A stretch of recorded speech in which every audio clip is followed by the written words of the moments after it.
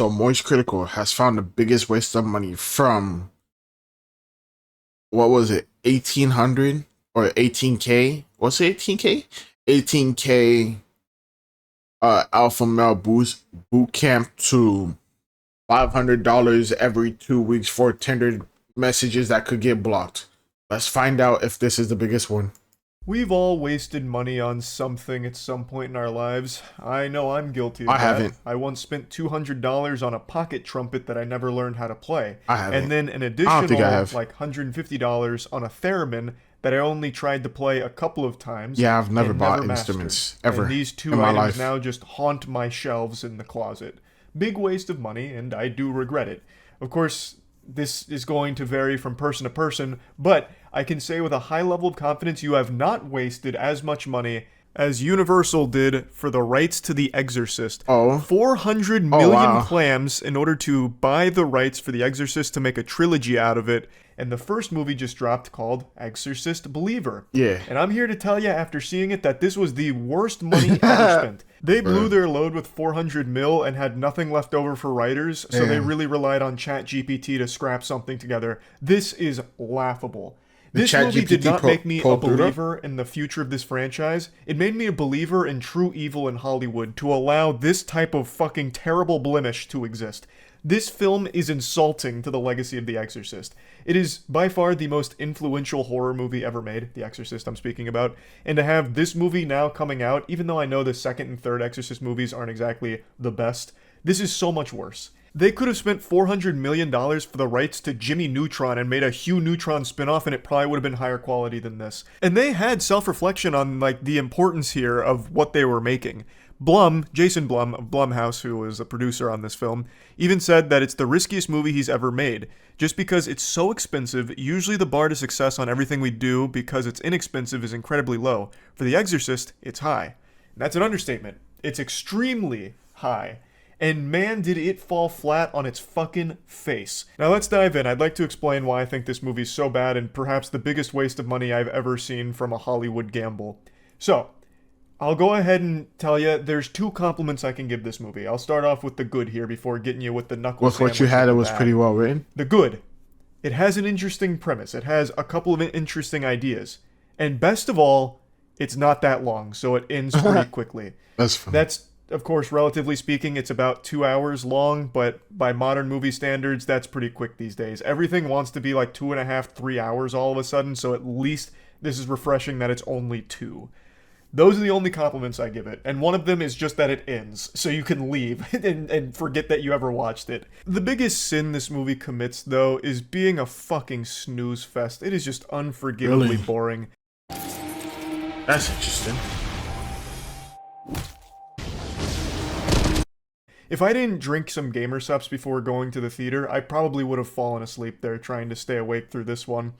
So I'm going to shout out GamerSups because big W from GamerSups here. I had some titty milk, which is one of their flavors, before going. I know if I just say titty milk cold turkey like that, you won't know what I'm talking about. It's not real breast milk. That's just one of the flavors GamerSups offers, and it's my personal favorite one.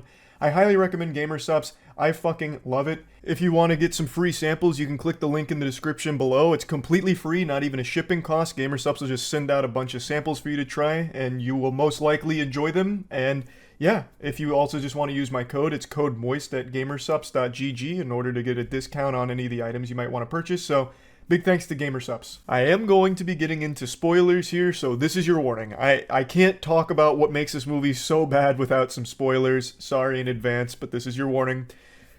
The film's plot. It follows a widower who has a daughter who really wants to meet her mother. And one day, after school, her and a friend go into the woods to perform a ritual to try and communicate with her mom. Obviously, things go south. It leads to a possession. And instead of one person being the victim of a demonic possession, it's both girls. They both become possessed. And I do think that's an interesting idea. Albeit, I don't think it's the most creative idea like some people are making it out to be. All it did was say, what if instead of one, there's two? What if we just... 2 of them! It's not exactly a galaxy brain scheme.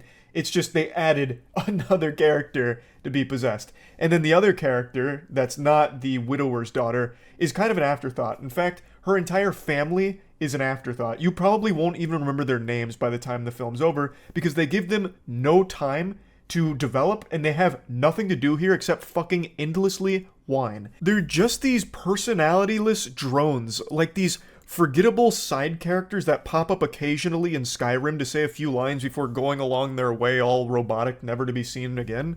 That's that entire family. So it feels like, why even bother with 2 possessions if you're only going to focus on one of the families? It just doesn't make a ton of sense. I do think the dynamic of a double whammy possession could have worked well, and it does to a certain extent sometimes work decently here if they had just given it more care. Like, there's definitely potential here that wasn't realized at all, really.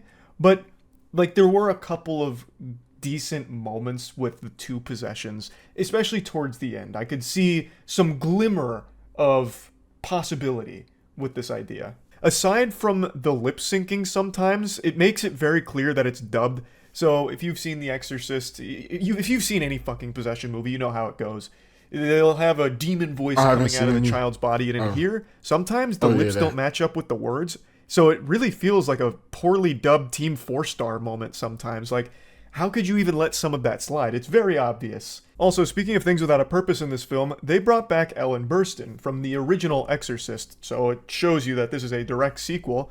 And unfortunately, Ellen Burstyn has nothing to do here. They did her dirty. It's downright disrespectful because she has no role to play in this film. If you took her out, the entire film plays out exactly the same. Not a single iota of difference, whether she's here or not. It's purely as a, like, point at the screen cameo moment. Like, oh, I know her. That's it. I know her. Nothing else. It's pathetic, really. Like, it feels like it's misleading advertisement because she's in the trailer quite a bit, but she's not in the movie at all. So I already gave you the spoiler warning. All she does is serve as a brief side quest where Victor is trying everything to get his daughter back and out of the hands of the demon. He eventually finds her through, searching around. Victor then goes up to her, fills her in on the situation. We learn that she and her daughter Reagan aren't on good terms and she hasn't seen her daughter for a really long time. She agrees to help Victor and goes to one of the girls' houses, Catherine, and attempts to save her from the demonic presence. But in doing so, Catherine stabs both of her eyes. So now she's blind. And then that's it. We don't see her again until the very end. She exists solely in this film to get her eyes popped like bloody water balloons. And that's it. It just feels like such a waste to even have her here. This feels like a role they wrote before she had committed, so they wanted to make sure that if she said no to the role, it wouldn't change the outcome of the film, so they just gave her a throwaway role to play here, which is just, it's super dumb. It really is. But I wanted to point that out because that really stood out to me. There's just so many characters in here that actually don't serve a purpose. Like, I don't know why they're even bothering to put them in the film in the first place. But anyway, her eyes getting stabbed is one of the very few times that something even happens in this movie. I mentioned that it's boring, but I mean it is turbo boring at times. It had me wishing I was back in college listening to a professor lecture me about the Krebs cycle. That would have been more entertaining than some of these sections of the film.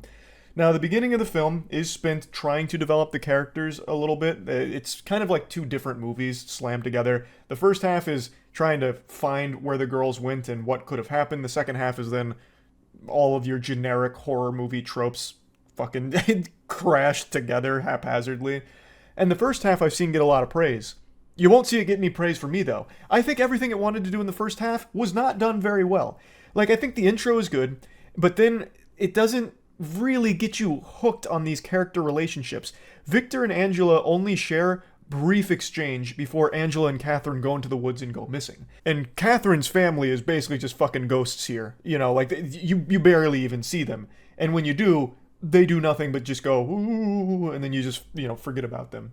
But, like, there's not a whole lot of time spent developing these characters before they go missing. Now, of course, there's some development while they're looking for them and searching, and when they do eventually find them, trying to piece together what exactly happened. But I just don't really see where people are coming from when they're talking about how great this first half was. Because I just don't think it was done very well at all. It could have been done much better. But anyway, let's start talking about the worst parts of the film, and that's its attempt at horror. I say attempt because Not I think scary? it just fails completely at Really? No delivering jump scares? anything that even resembles horror. It tries to rely on jump scares, but doesn't know how to do them. It's like they don't know what a jump scare is. So what'll be happening is characters will be having just a normal conversation or normal things happening, and then all of a sudden it'll just flash a couple of images at you, like you're playing the Scary Maze game from back in 2009 or whatever. Like, they'll just be talking, and then all of a sudden, scary image. Ooh, look at this creepy figure, and here's kind of a loud noise. But they were mid-conversation. It's not like a jump scare. They were actively talking, and now all of a sudden there's just like a weird thing on screen and a louder noise. That doesn't like startle anybody. Like, they weren't well-executed jump scares, and executing a jump scare is the easiest thing in the world. Just go silent, and then bang, huge noise, crash fucking 10 trash cans together with this huge noise and the creepy face or something. But they don't even do that. They just randomly, I guess maybe bad editing is to blame, but randomly just start putting a couple of flash creepy images with like a slightly louder sound. So the jump scares don't even work, and that's the only thing it ever really does for horror. The suspense doesn't exist in this movie. There's no such thing. Like I said, I do think the child actresses do a decent job of like looking creepy and like moving around creepy occasionally, but even that isn't utilized very much because they're very quickly bound to chairs and then spend like 35 minutes being bound to chairs as people recite prayers around them. I'll get to that in a moment though. But yeah, I really don't know what people would find scary about this. And that's not just coming from like I'm a tough man, look at my machismo, I don't get scared at horror movies. I just really don't think they even attempted anything here, unless you were just really, disturbed by the sound of a heavily filtered, creepy sounding voice, I suppose. But like, I'll give you another example of something they tried to do that I think was supposed to be scary. Victor's brushing his teeth and the lights keep flickering. Literally like the scene out of SpongeBob with the hash-slinging slasher, they turn around and it's Nosferatu. That exact scene happens in here. Victor's brushing his teeth, the lights are flickering, he's looking up, the lights keep flickering, he turns around, and it's just Angela flicking the light switch on and off. It's like, hey, cut that out, let's go back over here. And then he goes back to it and the lights start flickering again, and then she just goes, "What did you say?" And like, that's the whole scary scene. What? It's like, what the fuck was that? Like, that was lame. That's funny. Super lame. And then there's another scene where she like attacks Victor, but it's not even like startling or a jump scare. She like comes up behind him and like attacks him super quickly, and then that's it, and he's fine, and then she just closes the door. Like, it's all just, I don't know, it feels like they didn't know what they were doing, so they just went in on filming days and improvised. I have no explanation for it because it's like they didn't even try. Also, this isn't exclusive to this movie, but I am so fucking tired of the trope that when you're dealing with a possession, all you need to do is speak sternly to it to get it out. So leave the when body. Ellen does actually go and Leave confront the body Captain of the for a young moment, girl her right strategy now. is, "Hey, get out of there! Hey, quit goofing around. That body belongs to that child, Catherine, not you. Get out of there! Leave. Scram! Get out of town!" And the demon's like, no, like struggling around, Bro, and like that's falling and hilarious. flopping like a fish out of water. It's like, what? Why does that work? Like, why is this doing anything at all? Unless it was also pranking her. You have the power to take over a body, but can't say no to words that are just telling you to leave. But even still, that's so silly. It's so stupid. It's that one weakness. Like, she's not doing anything besides just speaking to it like a disappointed parent. Like, oh, come on now. Quit with this nonsense. Go to your room. Come on. Like, it's just, the way that demons are fought in possession films, I think is just the goofiest shit ever. They've got to find other things to do to fight demonic possessions. Like, just saying its name and it, like, vanishing and, like, screaming, it said my name! The human said my name! And then, like, burns back to hell. It's stupid. Lucifer, and then just leave that them saying, body. "Hey, the Lord doesn't like what you're doing there, so get out of there." It's like, no! It sucks. It sucks. And I just needed to point that out. So, let's just... That's funny, I don't even know why I'm getting so into the weeds here. The movie just sucks. But let's just talk about the end here. Eventually, they tie both of the girls to some chairs, and they're trying to perform a ritual with like a ton of different prayers, a ton of different belief systems that they're all throwing their way to try and get the demons to leave. Eventually, it's not working. So what ends up happening is the a very talking didn't work. powerful pastor comes in, and he touches both their heads, and he's like, "Christ says get out of there. And the demons are like, no. It's like everyone's getting really optimistic because it's finally working. They're going to get their daughters back. But then the daughters snap his neck with like telekinesis. So he dies. It's the only death in the film. And it was a pretty gruesome death. I didn't expect that. So that one actually caught me off guard. That was a pretty decent moment, actually. And then they never do that again. They just go back to just sitting there laughing. Like, well, not even laughing. Like, there's a scene where they're getting some like water tossed on them, and they're like screaming in agony, and like there's a burning sound, but they're totally still fine. And they're just my big problem here is the demon at no point was in any danger of actually getting exorcised at all. But for some reason, they kept pretending like they were getting somewhere. And then eventually, the demon says, you must make a choice. One of these girls will live and one of them dies. You choose. Why? You could just have both of them because they have done nothing You can to have both of actively them. stop you. Like, they have not been able to effectively fight you. So why all of a sudden would you give up one of the girls? It didn't compute. But not only that, I'll fast forward. That was the big gamble, the big moment, like, oh no, we're gonna have to make a choice. And it ties into something that happened in the intro of the movie where Victor had to make a very hard choice. That I won't spoil because it's the biggest twist of the film. But anyway, You may as well choice, spoil like, it. oh, I'm we not have to watching choose the one. movie. I can't choose. No, it's not right. Well, we can't choose between our daughters. But then eventually, the whiny dad of Catherine says, "I choose Catherine." So then Angela is about to, supposedly die. She eventually like levitates and then pukes onto the ceiling, falls, and we think she's dead. But then what ends up happening is Catherine dies instead, and now Angela is no longer possessed. Well, why? So the demon just let itself get killed? Like, the Bro. demon just said, I'm out, bye? He's just like, all right, this was a fun game. See you guys. You I don't had a get good time playing. You don't get to choose. Like, why? It doesn't make sense. Why would he do that? And why did he keep letting himself get caught? All the demon does is talk shit. The demon's entire purpose here is just to be an annoyance, a nuisance, flicking lights on and off, or filling up the bathtub with dirty water, saying some profanity here and there. That's Bro, it. that Like, is it's just hilarious. a prankster. It doesn't even do anything. It's not even like that evil. It only defended itself when the pastor was about to like get rid of it, so then it killed the guy. Other than that, it just kind of like chills out. Well, and I guess when it stabbed the lady's eyes. But aside from those two instances, all it is just a bother, an annoyance. And now all of a sudden, it's like it's had its fun, so it left. Even though they have done nothing to actually get rid of it or actually make it want to leave, it just did for no reason. He said, It was "Okay, so I'm done with unearned. you guys. It was so unsatisfying. I'm done so playing with these unfulfilling, and toys." so lame. Like, I don't even know how they're supposed to turn this into a trilogy. How? The only thing I could see them trying to do is be like, oh, Angela actually is still possessed. He's just hiding himself better now.